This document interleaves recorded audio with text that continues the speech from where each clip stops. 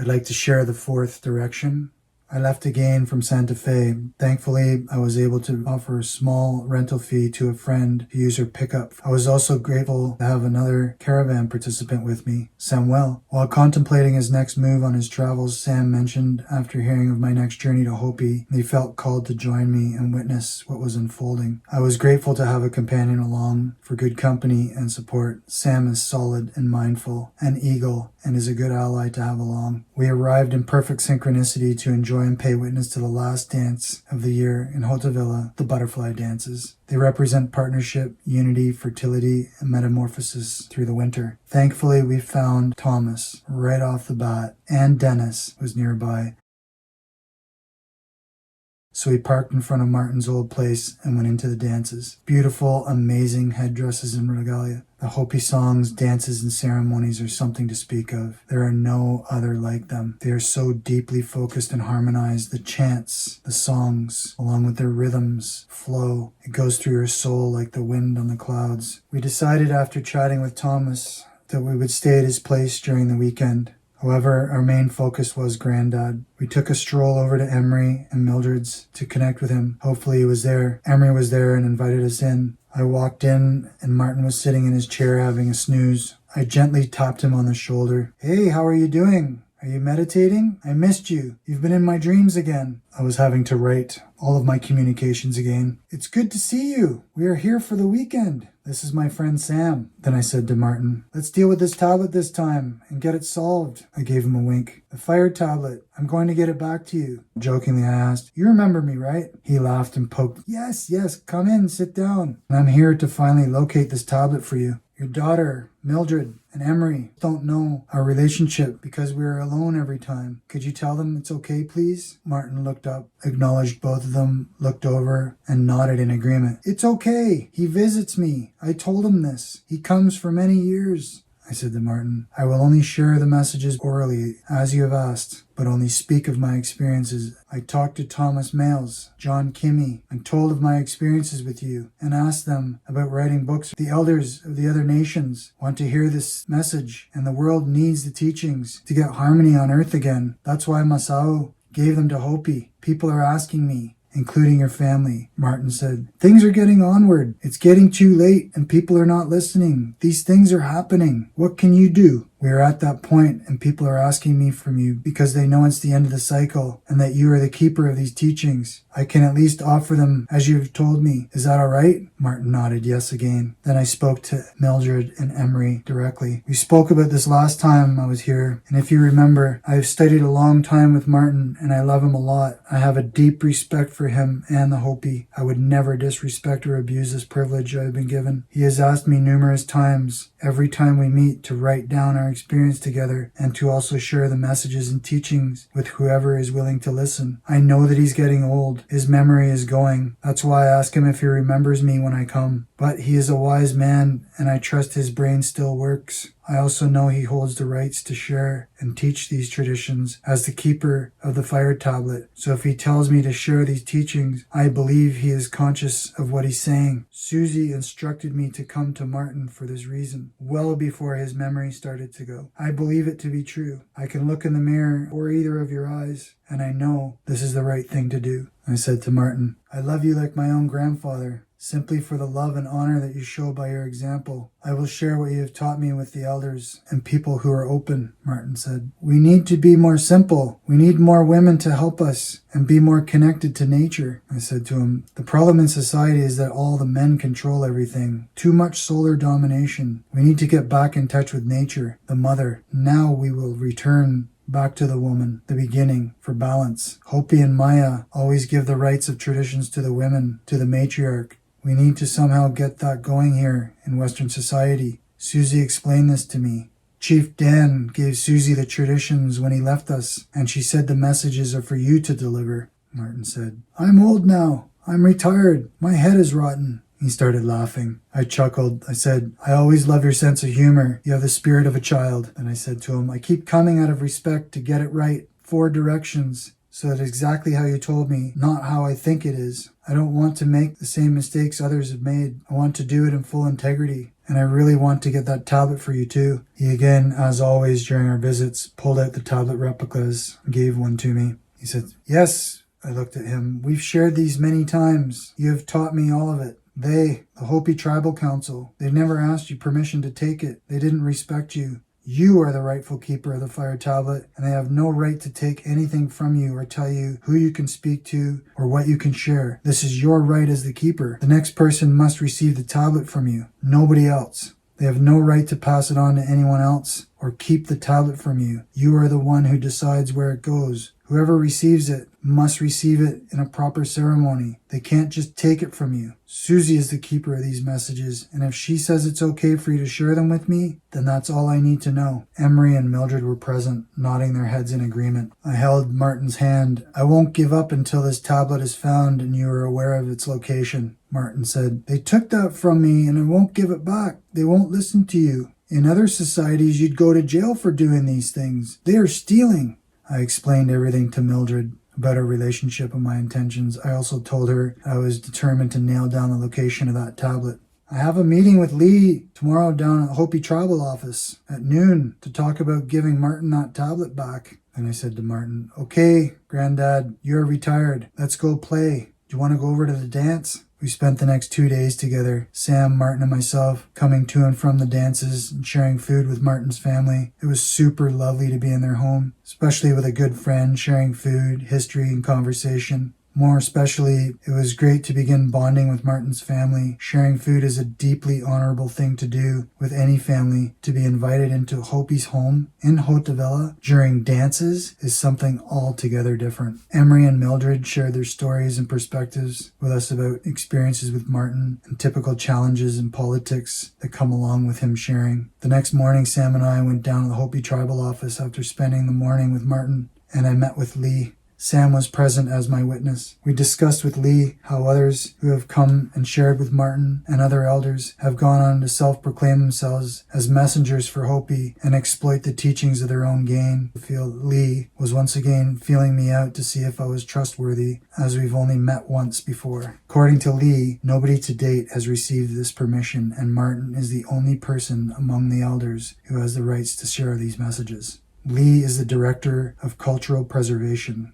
Unfortunately, Martin, Emery, nor Mildred trust him because he was the one who revoked the fire tablet. Lee was acting on behalf of the elders of Martin's clan. Lee shared, "As a result of people coming to Hopi prodding for information, there is a lot of changes to what has been told. A lot of manipulations. Storytelling has been happening on the internet and in books that have not been approved by Hopi. Information is being shared which is not completely accurate according to their versions. When people tell others, they often put their spin on our perspectives, and that changes everything. It's not their right to do this. Furthermore, none of this is to be published, sold, or marketed. The simple fact that it's an oral tradition. Point to mention, permission has never been granted in the first place to anybody." I once again, for the second time, explained to Lee my relationship and experiences with Martin and the instruction he has given to me. I expressed to him, I am working with Martin, and Martin has the right to carry that tablet and teach whomever he wants these teachings that we speak of. I revealed to Lee, I know that you have the fire tablet along with the red one, but my mission and commitment to Martin is to locate his fire tablet.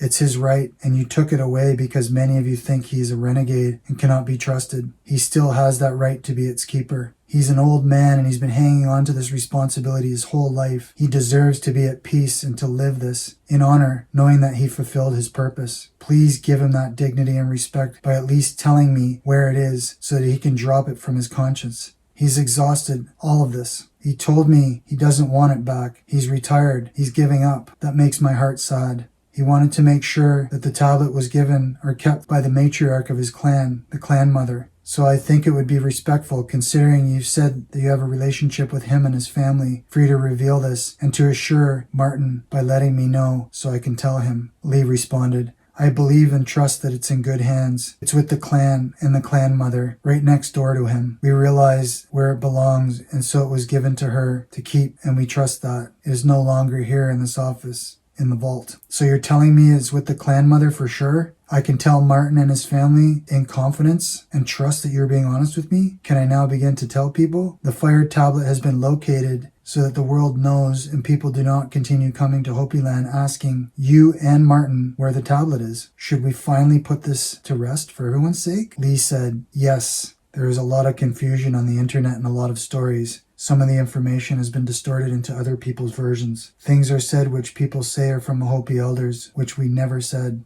There are a lot of people who come and talk to elders, and after the elders tell them something, they automatically feel they have the right to tell everybody and claim that they are carriers of the messages, but they've never been giving anyone permission, and it causes us a lot of problems for us Hopi. I responded by saying, I can assure you I am not one of those people, and that the messages will be shared with integrity, exactly how I received them, never exploited, changed, or manipulated. Obviously, you confide in me, or otherwise, why would you reveal this about the tablet? Lee nodded and smiled.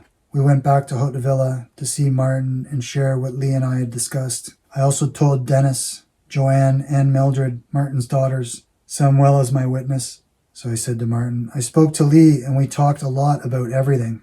I believe he's talking to me from his heart. He said the fire tablet is safe with the clan mother in the house beside you, the clan house, which is what you told me, right? He told me that they gave the tablet to the top woman of the clan mother, the matriarch, and that it is the clan house now that's keeping it, not in the tribal office. Maybe they have the red tablet still, but he told me the fire tablet is with her, and it's safe. I think he's being honest. He says he has a lot of respect for you and your family, and has connections in his family and his clan. He also understands our relationship together, and I told him how important it was for you to close this. You should ask the clan house. I feel it is possible, and it's true that it's there. Now you know it's safe with the woman, with the matriarch, which is what you wanted, Martin said to me. I don't know for sure. That's good. Okay. Thank you. He hugged me and smiled. I gave him some sacred water. Here is some water. It was given to me in ceremony by 2 different groups of people in Canada, and so you could do a water ceremony. They wanted me to bring it to you. They knew that I was coming to see you, so they sent it with me. The big jar is from Canada, and the small one is from Tibet and India. I will give them to you, and you can do ceremony with them when you're ready. There are many prayers with this water, and people know that I brought this to you. Martin acknowledged the intention and continued to patiently paint a kachina he was making. Till this day, Martin has never sold a kachina as instructed by his elders. In preparing to depart, okay, we will go now. This feels good. You keep strong and healthy. Keep walking and active. I love you. You're looking good, and your spirit is strong. You're getting younger every day. And he giggled. I think about you often when I'm not with you. You be good and keep smiling. I'm working a lot now with Dennis, too. He's a good friend. He is the next generation, and I need him to walk with me and represent Hopi. I brought some feathers for kachinas for him and Thomas. I gave some sage and lavender and tobacco to Emery. Before I go, I'm asking for the first picture of the 2 of us, so I can have it just as a little keepsake in memory, so I can see you. After we took a quick photo, we were ready to hit the road. Okay, we're going. I love you. See you again soon. After this visit, I felt that there was good clarity and support. The bonds and the sharing between myself, Martin, and his family felt very open, trusting, and solid. It was also amazing to have Lee be so trusting and open with us as well. I've decided to move forward as instructed and start sharing my experiences from now onward, as Grandfather Martin would say. I will continue to visit Hopi as my friends and family and embrace their presence and allow the return path to rest and unfold. I'd like to offer some prophecies shared by the Haudenosaunee, Iroquois, and how they reflect and relate to the Hopi prophecies and other messages. Iroquois prophecies tell of great changes ahead. Those people living along the Gulf of Mexico on the Atlantic coast, if an old Iroquois prophecy is accurate, expect more powerful hurricanes to strike land with as much, if not more, intensity than Katrina. Like many native teachings, the prophecies are meant to warn people that their collective behavior with regards to the natural world has consequences, some of which are tragic not only for humans but other species of life. One of the most influential of Iroquois spiritual leaders was Handsome Lake, the Seneca prophet who instructed his followers as to how to accommodate life in which the Europeans would dominate at least until the time of ecological cleansing. Handsome Lake was a title holder as a member of the Seneca Nation's National Council. He was a veteran of many wars, including the American Revolution, and like others of his time, resorted to alcohol as one way of responding to the diminishing of the Iroquois as a political power in the Northeast. Handsome Lake went into alcohol-induced stupor in 1799, from which he emerged a radically different man. He said he had received specific instructions from spiritual beings sent to him by the Creator. These teachings consisted of a series of rules which, if adhered to, would enable Iroquois people to survive in difficult times. The first requirement was to abandon the use of alcohol, since widespread drunkenness had the cost of the Iroquois people not only their pride, but most of their Aboriginal lands. Territorial displacement meant that they could no longer move freely or hunt for those animals which had constituted a critical part of the Iroquois diet. The people became ever more reliant on what they would grow on their small plots of land, but even then the Europeans sought their demise. Handsome Lake told the people this period of suffering and oppression would last for some time, but would one day come to an end. He told his followers to look for specific signs as to the coming of the great change. These are some of the events which Handsome Lake and other teachers said would happen. A great plague will come and kill many people, but its cause will be unknown. A second one will follow. The earth will not permit food to be grown upon her for 7 years, resulting in great starvation. Witchcraft will be openly practiced, and some will boast of those they've killed. Strange, poisonous creatures will emerge from beneath the earth and cause many deaths as they contaminate the earth, sky, and water. Both moon and earth will stop revolving. False prophets will walk among the people. 2 great spheres, one yellow and the other red, will fall upon the earth, and many will perish. The white veil which covers the earth will be broken and will cause the earth to heat and result in great destructive winds. The earth itself will turn with increasing speed and cause great harm to the people. Many animals will leave this world and go into another as they are hunted to extinction and their food sources polluted and destroyed. Medicine plants such as strawberry will no longer flower or bear fruit. The great trees such as the elm and maple will disappear. The thunder beings will come from the east. There will be great storms, and they will not look back. The great tree of the Confederacy will have its trunk hacked away and will fall, but a few leaders will gather and prevent it from crashing to the ground. Gambling and the desire for bright, shiny things will lead many people astray from their paths. Blood will be shed inside of our longhouse. As the Onondaga leader, Chief Oren Lyon, says, it's up to each one of us to do what we can to prepare for the cleansing. What will you do? With the intention to offer a brief summary and conclusion and expansion on what I've shared, some of the key points. The first thing that we have to consider is that we have to live this. And that's what these teachings and messages are all about. It's to leave us an example, leave us a source of guidance and direction for the future. We need to live this in a sense of creating balance in our lives. For example, I've been teaching at schools, I've been teaching workshops, I've been traveling, doing these caravans, stewarding land in Mexico, also working on land projects in Canada, been growing food for Native nations, the schools, as I mentioned, and for myself, for my family, and everything from teaching about germination to living soils to seed saving, the full spectrum, the full cycle of what it takes to cultivate and grow your own food. And this includes medicines, herbal medicines, natural remedies, all these sorts of things to be self-reliant and self-sustainable. Sustainable technology, giving up some of these material things and these technologies that no longer serve us, to just act as a distraction in our lives, that aren't actually improving our lives and the quality of our life. And we have to inspire others. And by living an example, we inspire others to make the change, give up the doubt and the fear, and to really trust. And they see by example, and it encourages them and gives them permission to do the same. We've all had messages, we've all had dreams, we've all had visions. As I'd mentioned before, I just listened. I just chose to listen. That's it. When we listen to our intuitions and our callings, we all have a purpose here. We all have a specific reason why we've chose to come back in this lifetime. It's important. That inner voice will keep tapping you on the shoulder. Hey, pay attention. Are you listening? And my experience is that when you don't listen, it creates a sort of internal torture. It's incredibly potent how accurate and on point these messages and prophecies are. The journey started in Ontario, working with the Earth Roots campaign back in 1996-97, and that was to save the old growth white pine in Temagami. The white pines are very treasured by the Haudenosaunee.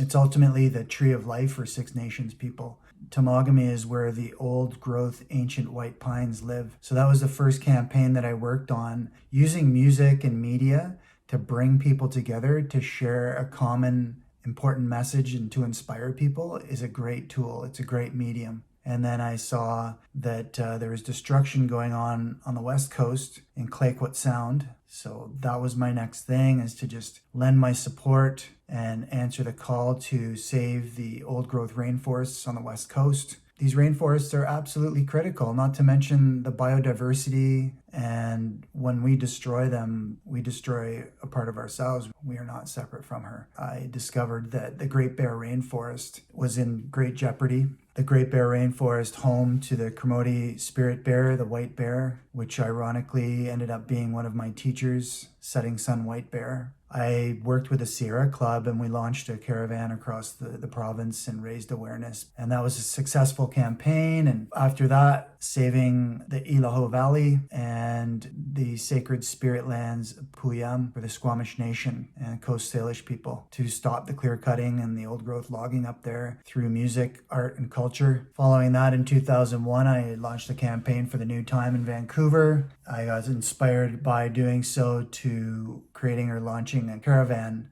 down the West Coast from Vancouver throughout the US West Coast and throughout Mexico. And we did that for 4 years. Synchronically through those caravans is how I met my teachers and my elders. And so by traveling throughout these different places throughout the US and Mexico, I synchronized with beautiful people, made some amazing friends. Through those friends was introduced to these great elders and teachers who I formed deep relationships with. After a bit of time, I entered into an apprenticeship with them, an extensive period of time for many years. The closing of the cycle in Teotihuacan in 2002, this fell in synchronization with the calendar. On the seventh day of a seventh-day teaching, many Maya, Aztec, and Uto-Aztecan nation elders met in front of the Pyramid of the Sun in Teotihuacan with Jose Arguelles, Valum Votan, Bolanik, his wife, Lloydine, and open up the age of the fifth sun. I received a vision when I was down in Tulum. Prior to that, I felt like I was actually dying. I received Moctezuma's revenge, a comatose state for over 16 hours. My friends didn't know what to do, and so they went and they had ceremony in the pyramids, and a Maya priestess approached them and sat with them in front of one of the altars and told them that everything was going to be fine. It's all right, your friend is okay, he'll be fine, he's receiving a very powerful vision, and he'll share this with you. And when they came back, I opened up the van and shared the vision with them, and that's exactly what we did. So that's where that vision and that whole ceremony came from. And the ceremony, the Condor and the Eagle, you likely recall me mentioning this, which happened, as I recall it, in 2005, and that was in Mayapan in the Yucatan. We were in Chichen Itza the day prior, and we were with a group of people who were there already with the 13th crystal skull, Max, and Jomvalo Melchizedek, his group, as well as our caravan, and we synchronized with them in the site in front of the pyramid of Kukulkan. After meeting in front of the pyramid, some Mayan elders invited me inside the pyramid of Quetzalcoatl or Kukulkan, and I was privileged to go inside of the chamber. And it was actually the jaguar chamber. And when we went in there, I recall there being 3-foot jaguar. It was a carved jaguar. And the elders asked me to put my hands on it. When I put my hands on it, I sat there and received an initiation. We went outside. We wanted to pay witness to the shadow of the serpent coming down the steps, the side of the pyramid. This was on equinox, the spring equinox of 2005. Just prior to that ceremony, a group of elders approached us, and a couple elders from Peru spoke to me, and they said that we're going to have a ceremony in Mayapan tomorrow, and we'd like to invite you. And so the following morning, we all met in Mayapan in front of the entrance, and we went in together. We stood in front of the altar. We surrounded the altar, the group of us, as the elders, one representing the Condor from Peru, another representing the Eagle from the Dakotas. They met on top of the altar as we all surrounded them and supported their ceremony. Basically, they were there to initiate the reunion of the Condor and the Eagle prophecy. And the Condor presented a chalice, like a cup. It was from Peru and it was 500 years old. His mission was to provide this in the ceremony and to present it to the eagle, and together they would break and smash the chalice, representing the dissolving of duality, bringing back together divine masculine and feminine of the Condor and the Eagle, the north and the south. So following that ceremony, as the pieces of the chalice lay on the altar, I felt called to approach both the Condor and the Eagle. And the Condor said, "Take these to the north and tell the nations that this prophecy has happened and that it's been fulfilled." And so I brought those pieces and I wrapped them up in a red cloth and I put them in my medicine bag. And then the eagle pulled an eagle feather off of his staff and he said, "You're the carrier of this message and you need to take this to the northern nations and share this with the elders so that they know that this prophecy has been fulfilled."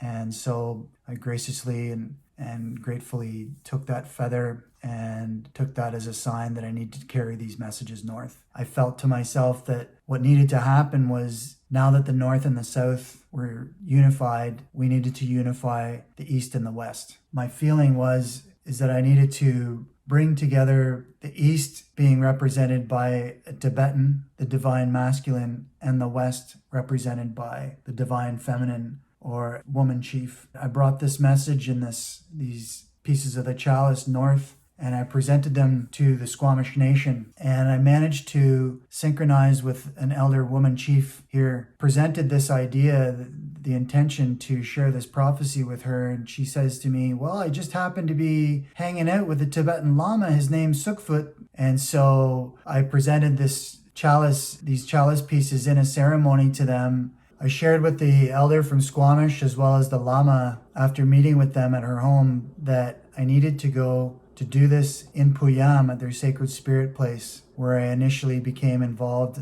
And the vision was that we needed to go up in front of the glacier and I was to present these two pieces to the east and the west and then have them unify together in accepting these to basically seal and unify the east and west with the north and the south. We went up to Puyam in front of the glacier and it just so happened that it was actually a long weekend in Canada. Needless to say, it was too chaotic up there, and ironically, these two elders were standing in front of the glacier, and as I turned away to walk towards the car after the three of us agreed that maybe today wasn't the right day, I turned around and there they were, hugging and embracing in front of the glacier. Regardless of the fact that we wanted to have this full ceremony, and they did it. It was done. The Lama Sukfoot says to me, "We don't break anything. We don't destroy anything. We need to give this to the water." The Squamish elder says to me, No, you need to take those pieces of the chalice. They go back to the Hopi. This is a Hopi prophecy.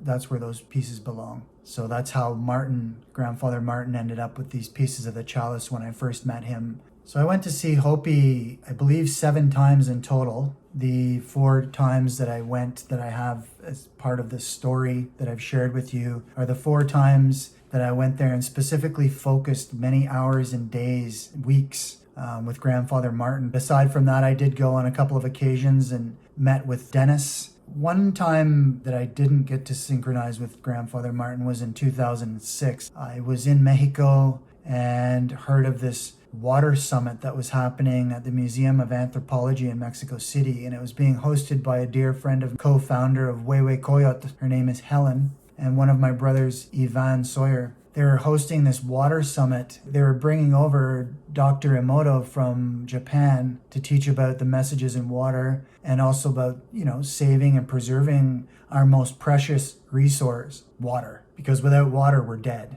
We had this water summit, and at the same time, subsequently, the Hopi were running from Arizona down to Mexico City with sacred water that's been blessed and prayed on. It was given to Hopi from all different elders from various nations from around the world to the Museum of Anthropology in Mexico City in front of the statue of Tlaloc, H2OPI run.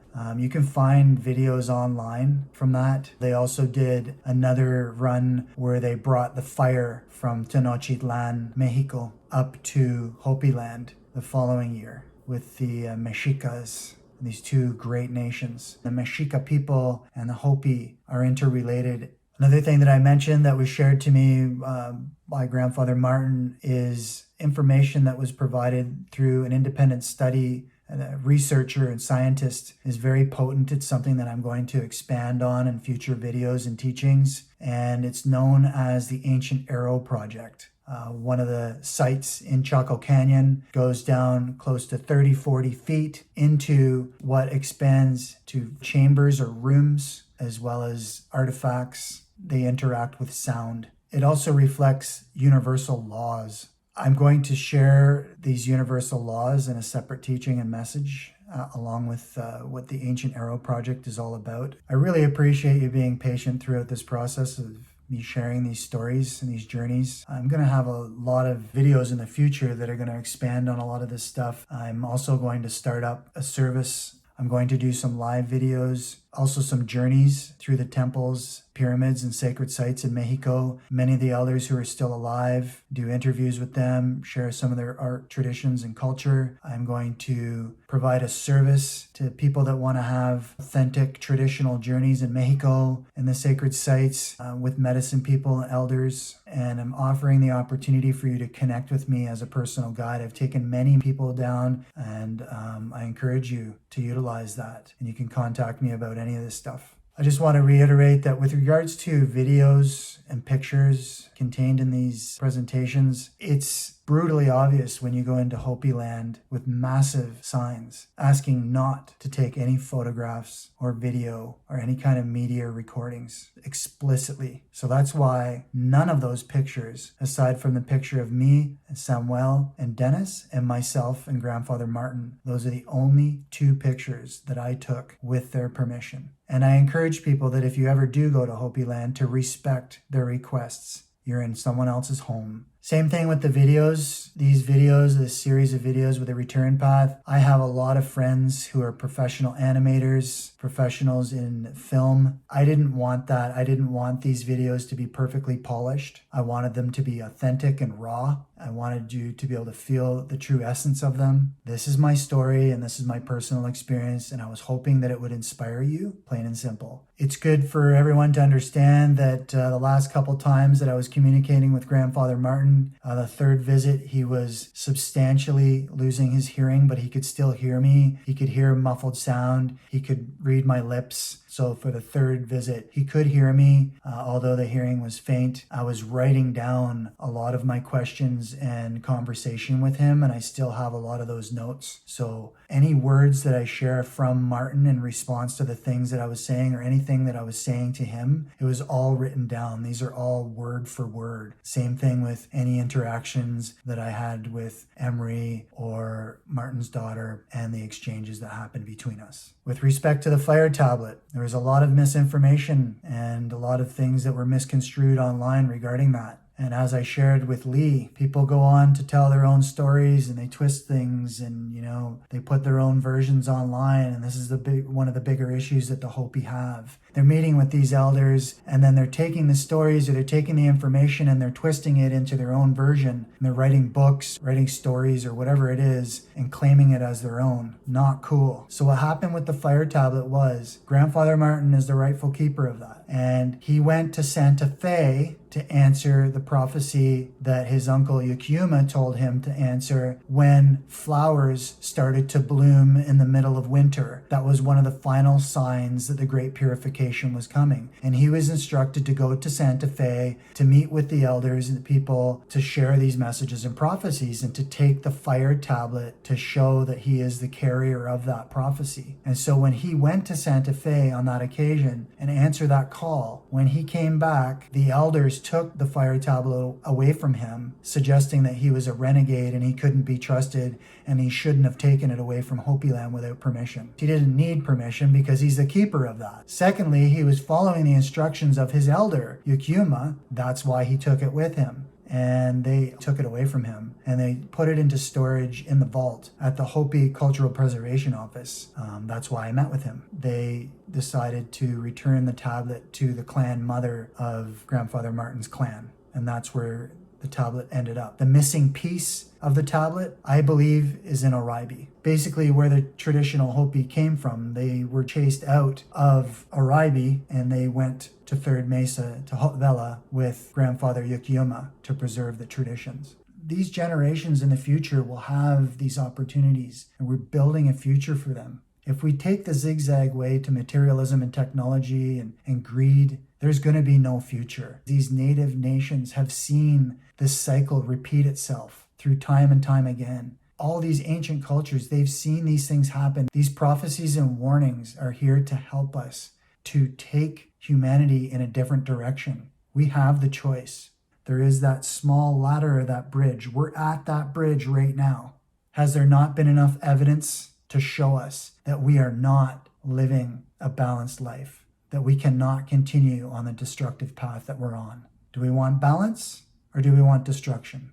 Do we want peace? The prophecy says that we're going to get it this time, including our elders. So are we going to support that? So please look forward to my future videos. I'll be expanding on some of these things and also offering my services. Please get in touch. I just want to conclude by giving deepest thanks to the ancestors who have brought this forth, to the elders, to all my elders, including those in Turtle Island who have survived, who have been strong and determined and patient and forgiving, who have held these messages and these teachings. Thank you, thank you, thank you. We are deeply grateful. I humbly give thanks, and I am honored to share and inspire. We are the prophecy. We're in the prophecy now. You're a divine being. Listen. You chose to come here in this moment. For what reasons? For what lessons? For what experience? Let's co-create the future in a balanced, peaceful manner through love, acceptance, compassion, understanding. Thank you. Kwa, pamparios, miigwech, aho, to all my relations.